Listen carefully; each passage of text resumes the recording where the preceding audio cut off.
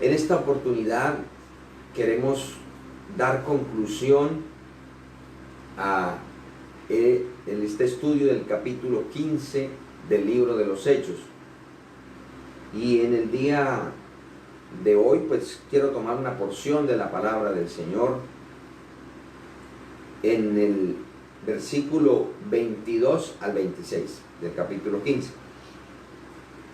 Dice: entonces pareció bien a los apóstoles y a los ancianos con toda la iglesia elegir de entre ellos varones y enviarlos a Antioquía con Pablo y Bernabé, a Judas, que tenía por sobrenombre Barsabás, y a Silas, varones principales entre los hermanos, y escribir por conducto de ellos: los apóstoles y los ancianos y los hermanos, a los hermanos de entre los gentiles que están en Antioquía, en Siria y en Cilicia, salud. Por cuanto hemos oído que algunos que han salido de nosotros, a los cuales no dimos orden, os han inquietado con palabras, perturbando vuestras almas, mandando circuncidaros y guardar la ley, nos ha parecido bien, habiendo llegado a un acuerdo, elegir varones y enviarlos a vosotros con nuestros amados Bernabé y Pablo, hombres que han expuesto su vida por el nombre de nuestro Señor Jesucristo. Amén. Hoy, como les decía, vamos a terminar esta enseñanza que la hemos estado dando en varias sesiones, unificando conceptos a la doctrina del Señor. Ese es el tema que hemos estado mirando, y en el día de hoy pues observaremos algunas conclusiones a que llegaron. Tanto vamos a mirar en primer lugar esas cosas que determinaron los apóstoles y también esas conclusiones como principios que nos sirven para todas las épocas. Entonces, amados hermanos, encontramos que los líderes de la iglesia en Jerusalén, en cabeza de Jacobo, dieron su veredicto. Y es que el término que utiliza el escritor sagrado aquí, dice la palabra: porque yo he juzgado. En este caso está hablando Jacobo, que era la cabeza de la iglesia, era la cabeza visible de la iglesia. Entonces, el término juzgar significa decidir mental o judicialmente, acordar, determinar. Es decir, se ha llegado a una conclusión. Y eso es lo que vamos a considerar en esta mañana. ¿Qué fue después de que dice la palabra que la causa del concilio fue que unos cristianos que venían de la secta de los fariseos llegaron a la iglesia gentil y ellos querían judaizarlos? Ellos decían que si no se circuncidaban no podían ser salvos. Entonces, a las conclusiones, según lo que dice el versículo 20, dice: por lo cual, por lo cual yo juzgo que no se inquiete a los gentiles que se conviertan a Dios, sino que se les escriba que se aparten de las contaminaciones de los ídolos, de fornicación, de ahogado y de sangre. Entonces, ¿a qué se acordó? ¿A qué se llegó? Dice la palabra que utiliza el primer término: que se aparten. Que se aparten. ¿Qué significa apartarse? En el griego, restringirse, mantenerse uno mismo lejos. Es decir, que cada quien deje de hacer eso que quizás antes hacía. Esto tiene una connotación, porque recordemos que el conflicto era de fondo que los judíos querían judaizar la iglesia, pero tampoco se podía gentilizar la iglesia. Para que la iglesia, que es el cuerpo de Cristo, pudiera estar unido, se necesitaba tener respeto de las tradiciones y pactos que Dios hizo con los judíos, tales como el día de reposo, la circuncisión, la Pascua y otros más. Es para ellos. pero tampoco, eso no se debía imponer a los gentiles, pero tampoco se podía dejar el libertinaje gentil, donde había rienda suelta a todo. No. Entonces, por eso, más adelante lo vamos a mirar, que el Espíritu Santo lo guió para concluir que habían algunas cosas que se debían dejar de hacer, porque a pesar de que no todo lo que estaba guardado por los judíos lo debían guardar los gentiles, pero algunas cosas sí, porque eran de una connotación universal. Entonces, le dice que se aparte, dice, de las contaminaciones. ¿Y qué significa contaminación? Ensuciar ceremonialmente. Es decir, habían algunas cosas que impedían ante los ojos del Señor mantener una comunión con Él. Pero aquí hay algo muy importante. En las palabras que notamos que están escritas aquí de parte de Jacobo, hay una invitación a que cada quien deje de hacer. O sea, no simplemente no lo haga como le escribe Pablo a los Colosenses. No toques, no mires, no manejes. No.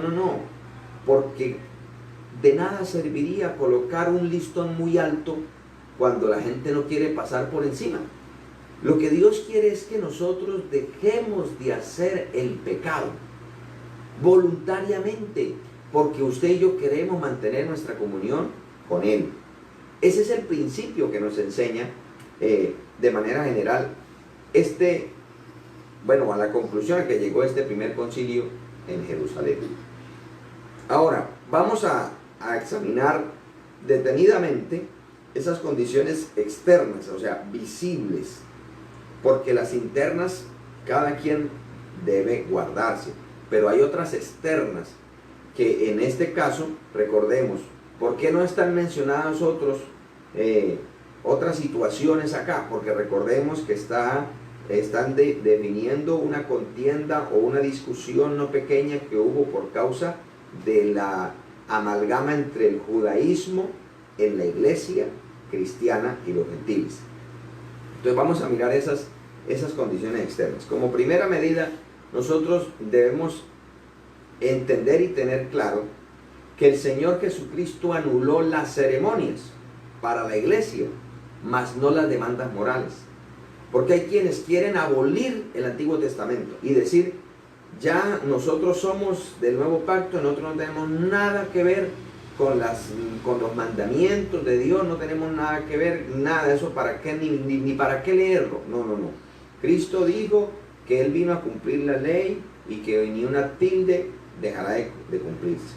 Entonces, lo que Dios nos enseña es que nosotros en el Antiguo Testamento debemos diferenciar cuáles son las restricciones, las demandas, aún los pactos y promesas que Dios le hizo al pueblo de Israel, que debemos tener cuidado de no apropiarnos, porque si queremos apropiarnos de todas las promesas, algunas que son explícitamente para el pueblo de Israel, entonces tendremos en cierta manera que vincularnos y estaríamos negando lo que el Señor ha hecho con nosotros. El escritor de los Hebreos dice que nosotros, la iglesia, tenemos mejores promesas porque estamos bajo un mejor pacto. El pacto de los judíos primero fue con Abraham y luego fue consolidado allá en el monte Sinaí, que no da vida, pero el pacto nuevo es hecho en el Calvario con la sangre de Cristo, que nos abre el camino nuevo y vivo para entrar al lugar santísimo. Entonces vamos a mirar qué dice la palabra al respecto. Vamos a considerar algunos textos. El Evangelio según San Mateo el capítulo 19, encontramos en el versículo 18 al 21, dice la palabra del Señor. Mateo 19, estaba leyendo el 18. Le dijo, ¿cuáles? Y Jesús dijo, el joven rico le está preguntando al Señor, ¿cuáles mandamientos debe guardar? No matarás, no adulterarás, no hurtarás, no dirás falso testimonio, honra a tu padre y a tu madre y amarás a tu prójimo como a ti mismo. Ese amarás a tu prójimo como a ti mismo encierra todo lo que tiene que ver con el gran mandamiento. Entonces, si nosotros notamos acá, el joven le está preguntando, ¿qué debo hacer? O sea, ¿qué mandamientos con mi prójimo debo guardar? Y el Señor le recitó todos. Ahora, de los primeros 4 mandamientos de la ley de Dios, que pues estipula que es en relación con el Dios Todopoderoso, hay un mandamiento que el Señor cumplió Él. Por eso los que estamos en Cristo ya estamos cumplidos en Él. Dice el Evangelio según San Marcos capítulo 2, el versículo 27 y 28. También les dijo: el día de reposo fue hecho por causa del hombre, y no el hombre por causa del día de reposo. Porque recordemos que para el pueblo de Israel, una de las señales del pacto de Dios con ellos era que guardaran el día de reposo. Pero el Señor está llevando este principio no a esa demanda como pacto, sino a lo que el Señor hizo al principio en Génesis. Que el día de reposo fue para que el hombre descansara. Eso es lo que el Señor dice. El día de reposo fue hecho por causa del hombre. No que primero el Señor hizo el día de reposo y luego creó al hombre. No. Primero creó, dice la palabra, el hombre. Y luego le dio un día de reposo, de descanso, para que recupere fuerzas, para que tenga un encuentro familiar y en especial que tenga una intimidad con Dios. Pero ellos lo elevaron a un causal de salvación y de, mejor dicho, todas las restricciones judías. Entonces el Señor le dice en el versículo 28: por tanto el Hijo del Hombre es Señor aún del día de reposo.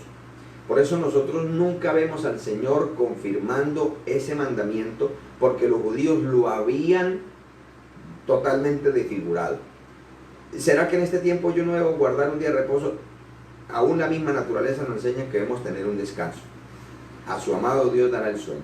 Debemos tener un descanso, pero no como un mérito de salvación, sino como un privilegio que el Señor nos ofrece. Ahora vamos a mirar, amados hermanos, vamos a considerar qué cosas la iglesia gentil debía dejar. No tener, porque es una obligación, es un compromiso. Nosotros debemos querer dejar de hacer lo malo. Lo primero que ellos mencionan ahí, dentro de las contaminaciones, dice los ídolos. ¿Qué es lo primero que el Señor quiere que toda persona que no conoce a Cristo deje? La idolatría. ¿Por qué? Porque es un pecado que se ha diseminado por toda la tierra. Y es un pecado que afrenta directamente a la grandeza, a la majestad de Dios. Por eso notamos que dentro de los 10 mandamientos, los 2 primeros son una prevención contra la idolatría. Y en el segundo mandamiento hay un juicio. Dice que Él bendecirá a los que guarden ese mandamiento, pero dice que destruirá en persona hasta la 3ª y 4ª generación de los que le aborrecen, de los que siguen idolatrando una imagen de hombre o de mujer o de efigie de animal o de cualquier cosa. Eso es idolatría, eso a Dios le desagrada. ¿Por qué? Porque es un pecado directamente contra su gloria. En la primera carta a los Corintios, vamos a mirar por favor, en el capítulo 10, primera carta a los Corintios capítulo 10, el versículo 19 y 20 dice: ¿qué pues digo? ¿Que el ídolo es algo o que sea algo lo que se sacrifica a los ídolos? Antes digo que lo que los gentiles sacrifican, a los demonios lo sacrifican y no a Dios. Si usted me está viendo y usted todavía no tiene claro esto, todavía usted no ha reconocido que Cristo es su Señor, y usted todavía está haciéndole novenas a la Virgen de Guadalupe, de Torcoroma o de Fátima, o usted todavía está besando un crucifijo, con todo respeto le digo, eso no agrada a Dios. Usted no está rindiéndole un culto a Dios. Dice el texto, se lo está haciendo a los demonios. Hace unos días estaba aquel principal hombre del clero romano besando una efigie, pero ¿ha podido la cuna del catolicismo romano detener la peste en su país?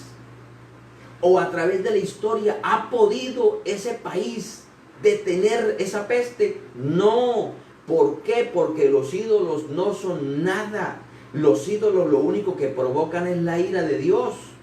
Dios quiere que nos acerquemos a Él directamente, pero no por medio de un ídolo, ni de una imagen, ni de una estatua, ni de una estampita, ni de un crucifijo, ni de un rosario. No, a través de Jesucristo, su único Hijo, el que vino, murió y resucitó por nosotros.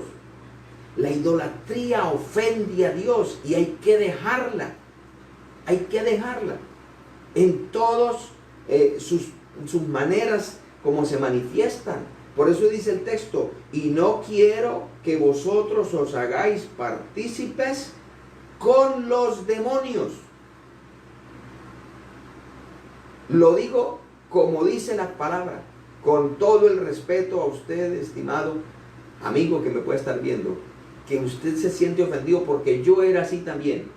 Yo también fui idólatra. Yo también fui un enemigo y blasfemo del Evangelio.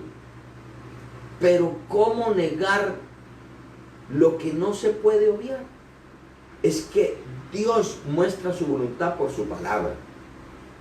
Por eso necesitamos acercarnos a Dios por medio de Cristo y desechar la idolatría. Pero, como les decía, la idolatría no solamente es aquel que se postra ante una imagen, ante una estatua, hace una peregrinación. No. Dice la carta a los Colosenses capítulo 3 versículo 5. Haced morir pues lo terrenal en vosotros, fornicación, impureza, pasiones desordenadas, malos deseos y avaricia, que es idolatría. Hay muchas maneras de manifestarse la idolatría. Nosotros podemos idolatrar. En este momento hay personas que su ídolo y su Dios es el celular. Otros el fútbol. Otros un juego cualquiera. Otros un miembro de la familia. Otros su novio o su novia. Otros, como dice aquí, el dinero. El dinero es un ídolo supremamente grande. Para otros su ídolo es el sexo desenfrenado. Su cuerpo es un ídolo. Todas esas cosas, dice la Biblia, huya de la idolatría. Pero precisamente también menciona la fornicación. ¿Qué es fornicación? La fornicación es la relación sexual que tiene un hombre y una mujer que no son casados ninguno de los dos. Y adulterio, porque quiero hacer la diferencia, es la relación sexual entre un hombre casado o dos casados que no lo está haciendo con su cónyuge. Entonces, estamos viviendo un tiempo donde el matrimonio heterosexual, que es el ordenado por Dios y aprobado por su palabra, se ve como algo anormal. Pero estamos viendo cómo todas las comunidades que son homosexuales quieren que se legitime el matrimonio. Mire qué contradicción. La manera que Dios aprueba para el matrimonio, la gente no la quiere. Y la que Dios aborrece, así la quieren. Mire cómo la obra del maligno provoca la ira de Dios. Porque Sodoma y Gomorra fueron destruidos precisamente porque habían llenado la medida de la maldad, de la inmundicia sexual. Terrible. Usted lee la palabra del Señor, que preferían tener relaciones sexuales con hombres que con mujeres. No querían. Eso era algo terrible. Y Cristo advirtió eso, que cuando venga el advenimiento suyo, será como en los días de Lot, como en los días de Sodoma y Gomorra. Ahora, vamos a leer la palabra. Primera de Corintios capítulo 6, el versículo 18. Vamos a mirar qué nos dice la Escritura. Dice, huid de la fornicación. ¿Por qué dice huid? Porque es imposible que no vengan las tentaciones. Y más en este tiempo. Si en ese tiempo, cuando el apóstol Pablo le escribe y dice, huyan, ¿Cómo será si viviera en este tiempo donde las personas les gusta exhibirse, en especial las mujeres, porque son las que provocan, las que despiertan las pasiones en los hombres? Salen muy ligeras de vestimenta, formas de actuar, de hablar, de fotografiarse, sugestivas, provocativas. O sea, las tentaciones están por doquier. Por eso dice, huya, porque usted no puede evitar que en derredor suyo hayan propuestas indecentes. Lo que sí podemos evitar es no caer en ellas. Por eso hay que huir. Esto no hay que reprenderlo. Esto hay que huir. No hay que, si una persona, sea un hombre o una mujer, le está haciendo una propuesta, usted no se va a quedar delante de él diciendo, el Señor te reprenda, Satanás, el Señor te reprenda, Satanás. No, no, no. ¿Qué dice el texto? Y en otros pasajes, salga corriendo de ahí, porque usted también es carne. Quizás a usted también le llama la atención, y si se activan esas hormonas, eso es supremamente peligroso. Hay que hacer lo que hizo Josué, salió corriendo. Hay que atender el consejo de Pablo a Timoteo, huye de las pasiones juveniles. Hay que huir de la fornicación. Y los casados del adulterio. Ahora, dice, cualquier otro pecado que el hombre cometa está fuera del cuerpo, mas el que fornica contra su propio cuerpo peca. ¿O ignoráis que vuestro cuerpo es templo del Espíritu Santo, el cual está en vosotros, el cual tenéis de Dios, y que no sois vuestros? Porque habéis sido comprados por precio. Glorificad pues a Dios en vuestro cuerpo y en vuestro espíritu, los cuales son de Dios. Hay quienes dicen que Dios le importa solamente el corazón, que yo con el cuerpo puedo hacer lo que sea. De todas maneras, como el cuerpo es pecaminoso, pues hay que dejarlo que peque. No, el cuerpo solo no peca. El que peca es el alma, que lo materializa con el cuerpo. Pero mire que el texto es muy claro, amados hermanos. Si usted y yo tenemos a Cristo, entonces nuestro cuerpo ha venido a ser el templo del Espíritu Santo. Entonces Pablo dice, ¿cómo usted va a ser miembro con una ramera? ¿Cómo usted va a ser partícipe de unir su cuerpo a otro que quién sabe con cuán más se ha unido? No. El acto sexual es, dice la Biblia, que es un deleite en el matrimonio. De hecho, cuando Dios formó a Adán y Eva, en cierta manera, ¿qué fue lo primero que los mandó a hacer? Vayan, únanse, porque para eso los junté. El sexo es una bendición en el matrimonio. Fuera del matrimonio, no. Fuera del matrimonio es abominable. ¿Por qué? Las consecuencias se ven por doquier.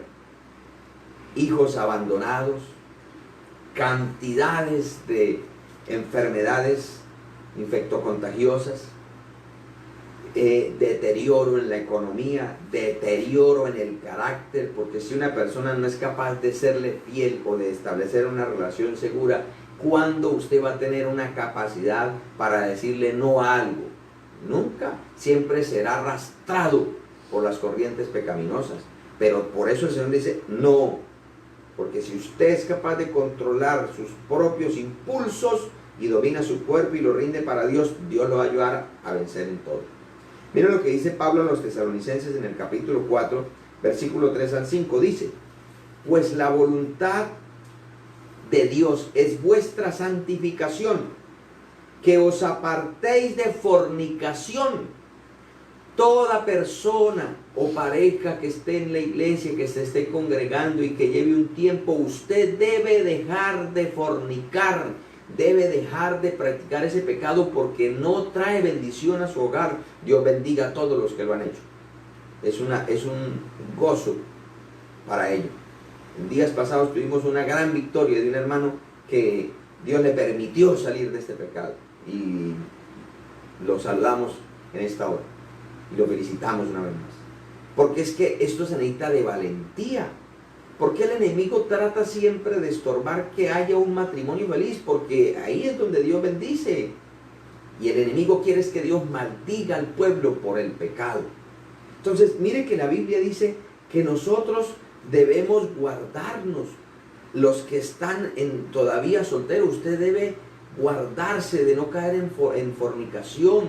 Usted que de pronto quiere establecer un noviazgo, una relación, primero ore a Dios para que no esté de timbo al tambo. Vamos a ver, y despertando emociones y pasiones que son peligrosas, y después no tenga que casarse porque ya se está quemando. No, la Biblia nos enseña un protocolo que si hacemos como el Señor nos dice, pues va a ser librado. Pero entonces, miren lo que sigue diciendo la palabra. Que cada uno de vosotros sepa tener su propia esposa en santidad y honor. Porque es que cómo se le va a decir una persona que está en fornicación a la compañera esposa. No es su esposa. No es su esposa. Porque si fuera esposa estarían casados. Entonces, ¿qué es lo que a una mujer le honra ante el público? Que tiene un hombre que es su dueño, en todo el sentido de la palabra, pero que él la ha arropado, dándole el honor de ser la esposa. Porque mientras no se case, ¿qué es lo que se piensa? Es porque de pronto si nos va mal nos separamos. Entonces no hay ningún honor en eso. Él es el consorte de turno, pero no se sabe si mañana va a ser otro o va a ser otra. Entonces, cuando una persona se casa, deja ese pecado y entra la santificación y el honor a la pareja.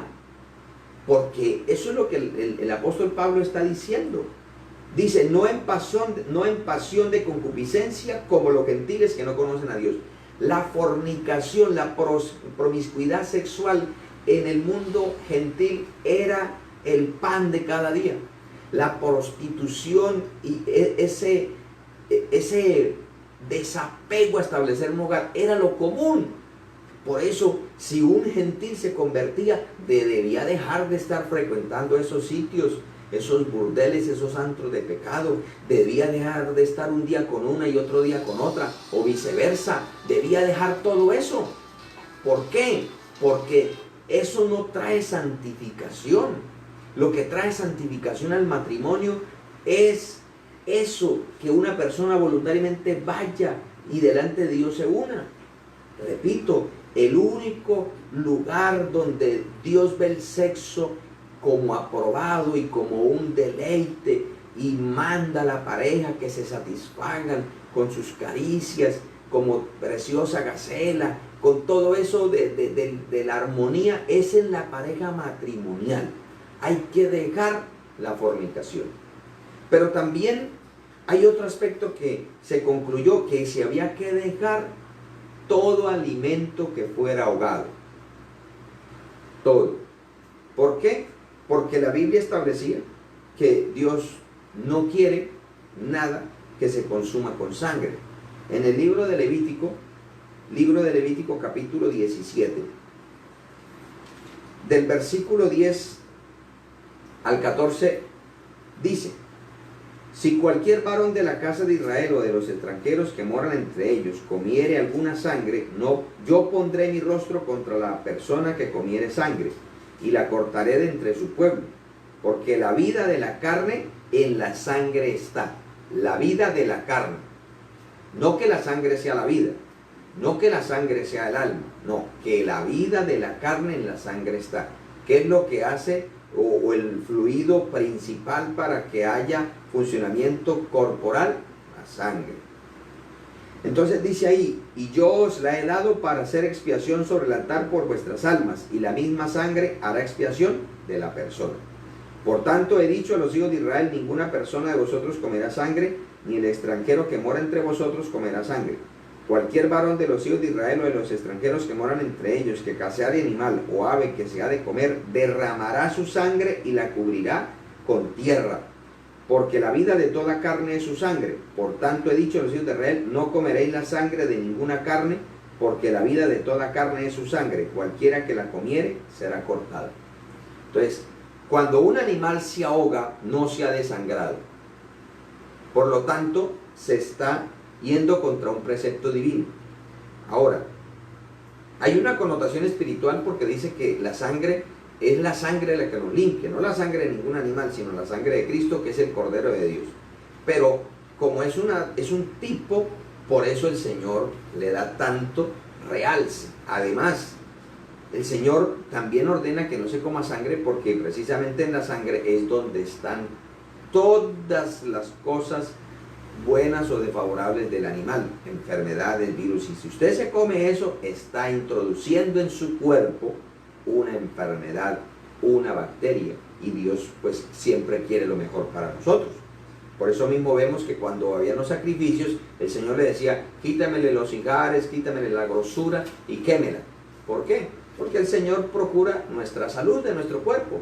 Porque si nosotros cuidamos la salud de nuestro cuerpo, pues vamos a poder disfrutar más de su presencia aquí en la tierra. Y también el Señor prohibió no solamente el animal que no se desangra, sino también la misma sangre. Aunque la cultura popular esto se daba para, aún en este tiempo, para comer eso, Dios dice que no lo haga. Ahora, vamos a leer otro texto que tiene mucha relación con lo que acabamos de leer. Deuteronomio capítulo 12, versículo 23 al 25 dice: solamente que te mantengas firme en no comer sangre, porque la sangre es la vida, y no comerá la vida juntamente con su carne. No la comerás, en agua la derramarás como agua. No comerás de ella, para que te vaya bien a ti y a tus hijos después de ti, cuando hicieres lo recto ante los ojos de Jehová. La vida de la carne en la sangre está. Por eso Dios no aprueba eso. Además, mire de que es de común conocimiento de que las personas que rinden culto abiertamente a Satanás, casi siempre sus ritos es con sangre. ¿Por qué? Porque Satanás, que el Señor lo reprenda, siempre quiere inducir a la gente a desobedecer su palabra, para que así desagrade a Dios. Ahora vamos a mirar las conclusiones. ¿Qué podemos concluir de este primer concilio que hubo en Jerusalén? Entonces vamos a regresar ahí a Hechos capítulo 15 y vamos a mirar. Por ejemplo, versículo 22 al 24, que lo leímos al iniciar. Quiero leer en especial el versículo 24. Dice: porque hemos oído que algunos que han salido de nosotros, a los cuales no dimos orden, os han inquietado con palabras, perturbando vuestras almas, mandando circuncidaros y guardar la ley. La primera conclusión que nosotros podemos tomar, que ellos mismos la dieron, es que nadie debe enseñar dogmas como doctrinas. No se debe enseñar eso. Es peligroso.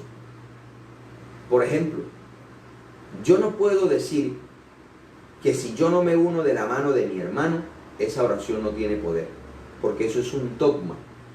Pero si yo lo difundo, lo puedo convertir en doctrina. Y por ejemplo, en estos momentos que no podemos estar en culto, o cuando se hacía el culto y se empezó esto, que no se podía unirnos, ¿será que esa oración no tiene validez? Claro que tiene validez, porque lo que hace una oración acepta ante Dios es que se haga en el nombre de Jesús, con un corazón contrito y humillado. Y si es una oración grupal, que estemos todos juntos y en armonía. Que nosotros debemos orar de esta o de esta manera, si no, no vale. Hay que tener mucho cuidado con los dogmas, y no hacerlos como doctrinas. Hay muchísimas cosas que se escuchan y que se ven y que se quieren implantar como dogmas, y lo único que hace es dañar la fe de muchas personas. El Espíritu Santo es el que nos funde en un solo cuerpo, y Él es el que va regulando. Al que está bajito lo llena y al que está alto lo baja, para que todos estemos en la misma sintonía. Entonces, tengamos cuidado. No enseñemos como doctrinas dogmas. No enseñemos, por favor. Esto es lo que ha generado la multitudinaria manifestación de concilios, llamémoslo así, de religiones, como lo llama la gente. ¿Por qué? Porque cada quien le toma, arrancan de un dogma y lo siguen difundiendo y se convierte en una doctrina, pero no una doctrina de Dios, sino una nacida del corazón de los hombres. Vemos, Dios mío, hoy en día por los medios, cosas que parecieran irracionales, pero se escudan detrás de un rótulo iglesia cristiana para hacer lo que se le venga en el deseo de hacer. Y eso no agrada a Dios. Eso lo único que sirve es de tropiezo para el evangelio. Más bien sirve al enemigo de Dios. Segunda conclusión. Ante cualquier discusión se debe de enviar delegados autorizados. Porque precisamente esto pasa. Hay quienes quieren usurpar una posición de autoridad, o hay quienes menosprecian la autoridad que Dios ha colocado y quieren por debajo de cuerda ir socavando los principios para ellos emanciparse como los redentores y los más santos o los salvadores. Pero eso no agrada a Dios. Eso lo que trae es destrucción del tejido de la iglesia. Vamos a leer la palabra. Dice: nos ha parecido bien, habiendo llegado a un acuerdo, elegir varones y enviarlos a vosotros por nuestros amados Bernabé y Pablo, hombres que han expuesto su vida por el nombre de nuestro Señor Jesucristo. Así que enviamos a Judas y a Silas, los cuales también de palabra os harán saber lo mismo. Es decir, las autoridades comisionaron a dos, que fueron Judas y Silas. Para ellos redactaron el acuerdo del concilio, pero ellos allá verbalmente también les iban a decir. ¿Por qué? Porque ellos eran reconocidos como principales en la iglesia en Jerusalén. Es decir, ellos tenían la autoridad y ellos iban a acompañar a Bernabé y a Pablo para que le transmitieran esa información a la iglesia. Esto no, amados hermanos, nosotros debemos tener cuidado con que el Señor me dijo tal cosa y en vez de comentárselo a la autoridad va y se lo empieza a difundir a la iglesia, y cuando se da cuenta la iglesia está dividida, algunos con ganas de apartarse del Señor por un sueño, por una revelación, por algo que supuestamente Dios le dijo. Pero ¿por qué no se lo comunicó la autoridad primero? ¿Por qué? O sea, ¿por qué ese miedo? ¿No será más bien el deseo de querer hacerse grande? Eso es lo que ha pasado a través de la historia. Alguien que Dios quiere bendecir, pero no se deja procesar. Entonces se salta los pasos, usurpa la autoridad, engañan a los incautos y después resulta montando toldo aparte y diciendo: solamente yo soy el elegido, solamente los que están conmigo son los otros están corrompidos. ¿Por qué? Porque conoce algunas deficiencias del lugar donde estaba y claro, le tira el agua sucia. Pero ¿acaso todos y cada uno de nosotros no tenemos algún defecto? Todos nosotros no tenemos algún error. Todos somos señalados. Todos nosotros tenemos faltas. La iglesia lo que debe es, en amor, ayudarnos a cubrirnos los unos a los otros para que podamos sobrellevar las cargas de los unos con nosotros. Y los que están afuera no vean solamente nuestros errores, sino vean lo que Dios ha hecho en nosotros. Porque todas estas convulsiones lo único que hacen es notar nuestras falencias, que siempre las vamos a tener, porque somos salvos por gracia. Perfectos seremos cuando estemos en la gloria, pero mientras estemos aquí tendremos errores. Nuestra naturaleza pecaminosa nos asaltará en cualquier momento, y no quiero decir con esto que vamos a ser pecadores, practicantes, corrompidos, pervertidos, no. Errores, falencias, pequeños resbalones, no pecados practicantes reiterativos, porque Dios nos ayuda a alejar ello. El tercer aspecto que concluyeron y que nosotros debemos asumir por el bien de la iglesia es que toda disputa se debe concluir bajo la guianza del Espíritu Santo.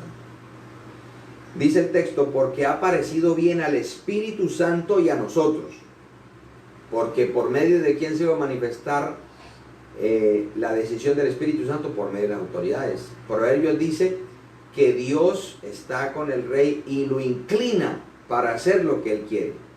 O sea, Dios coloca en el corazón de la autoridad su voluntad, inclina su corazón para eso. Porque por esa razón Dios colocó una persona que vaya al frente. En Apocalipsis dice que él enviaba el mensaje, ¿era a quién? Al ángel de la iglesia. Esto no quiere decir que Dios no se revele a todos los hermanos, que Dios no ministre. Claro, Dios es Dios de todos, pero cuando es la hora de tomar decisiones, siempre se debe tener en cuenta la autoridad. ¿Que Dios puede mostrarle algún aspecto a otro? Sí, claro que sí. Pero para eso está la coinonía y el respeto a la autoridad y el deseo de que la obra crezca. Entonces le comunica, pastor o hermano, bueno, como sea, yo estaba orando, Dios me mostró esto, me parece esto para aquel cosa, ¿usted qué opina? Ah, claro, Dios puede hacerlo, claro que lo puede hacer. Pero el problema es que nosotros a veces queremos robarle la gloria de Él y querer quedar nosotros como los que solamente a mí Dios me muestra las cosas. Esa pobre criaturita que está al frente de nosotros, eso está más muerto que el arroyo de Querib. No, a Dios no le agrada eso. Eso no trae beneficio a la congregación, a la iglesia. Por eso el Espíritu Santo debe ser quien dé la decisión. Y siempre Dios lo va a confirmar por la autoridad. Miren lo que sigue diciendo la palabra. Dice, no imponeros ninguna carga más que estas cosas necesarias. O sea, esa fue la conclusión a la que lo llevó el Espíritu Santo. Que os abstengáis de lo sacrificado a los ídolos, de sangre, de ahogado y de fornicación. De las cuales cosas si os guardareis, bien haréis. Note la manera como está diciendo Jacobo en acuerdo con toda la comitiva y la iglesia en Jerusalén para enviarles ese consejo a los gentiles. Si ustedes hacen esto, les va a ir bien. Porque, amados hermanos, Dios es santo, santo, santo. Si Él no quisiera permitir que se cometiera ningún pecado, ya no había mundo. Y todo pecado atenta contra Él. Pero mire que el Señor deja a la gente andar según sus propios caminos, pero le da un tiempo para que se arrepienta y reconsidere y se vuelva a Él. Si ese tiempo llega a su conclusión, que se finiquita con la muerte, y no se arrepintió, se perdió. Y Dios no es justo, ni criminal, ni temerario, porque una persona se vaya al infierno y en el infierno allá esté clamando como clamaba el rico, Padre Abraham, deja que Lázaro venga y moje con su dedo en agua y moje mi lengua. Y no se puede. No es inclemente si ya Dios dice no, porque Dios dejó toda una oportunidad. Dios es lento para la ira y grande en misericordia, pero cuando se acaba la misericordia, se acabó el tiempo. Entonces, mire que si Dios lo hace, ¿por qué nosotros queremos ser más exigentes y arbitrarios que Dios? Usted y yo debemos dar el consejo de Dios. Usted y yo debemos dar el testimonio que ese consejo que yo le estoy dando, yo lo vivo. Y no va a ser como los fariseos. Hagan esto y aquello, pero yo no lo hago. No. Nosotros debemos procurar vivir lo que predicamos, para que cuando hablemos, las otras personas se vean impedidas a decir, pero lo que él me dice es la verdad. Y sí se puede, pero él si él pudo, si Dios lo ayuda a él, Dios también me ayuda a mí. Y entonces esa persona va dejando ese pecado. Y después, aunque vengan muchas tentaciones, va a decir, pero yo por qué voy a recoger de donde Dios me sacó, si es que yo lo dejé solo, a mí nadie me obligó, yo lo quise dejar, entonces yo por qué lo voy a recoger, yo no quiero eso. Pero cuando se trata de hostigar, como querían los fariseos, lo único que hace es perder el alma, tarde que temprano. Porque la persona que no hace las cosas o que no deja de hacer una práctica pecaminosa por amor al Señor, tarde que temprano sucumbirá y volverá a hacerlo. como el perro vuelve a su vómito, o la cerda lavada a revolcarse en el cielo, dice el proverbista y también el apóstol Pedro. Entonces, mire que ahí dice, si ustedes hacen estas cosas, bien haréis. Y dice más, así pues, los que fueron enviados descendieron a Antioquía y reunieron a la congregación, entregaron la carta, habiendo leído la cual, se regocijaron por la consolación. Vea, cuando usted y yo hablamos las cosas por la guianza del Espíritu Santo y con el amor de Dios, las personas van a entender que la corrección que se le está haciendo es por el bien de ellos, no de nosotros, es suyo. Cuando un padre corrige a su hijo es por el bien del hijo. El padre ya vivió, el hijo es el que necesita aprender. Cuando un pastor corrige algo a través de la palabra, es por el bien de la feligresía, porque Dios quiere bendecir la iglesia. No es porque queremos echar sátira, ni no, nada de eso. Dios nos guarde y nos libre, no. No, es Dios el que puede restaurar, reconciliar, levantar un corazón a una persona y hacerla nuevamente útil. Pero también tenemos la última conclusión que encontramos de este concilio, y es un compromiso. La iglesia debe mantener los principios doctrinales dados por Dios. Miren lo que concluyen, dice el versículo 32 y 33. Y Judas y Silas, como ellos también eran profetas, consolaron y confirmaron a los hermanos con abundancia de palabras. Y pasado algún tiempo allí, fueron despedidos en paz por los hermanos para volver a aquellos que los habían enviado. Es decir, Silas y Judas, o Judas y Silas, estuvieron en Antioquía hasta que las palabras fueron totalmente aceptadas. Y ellos regresaron a donde los habían enviado.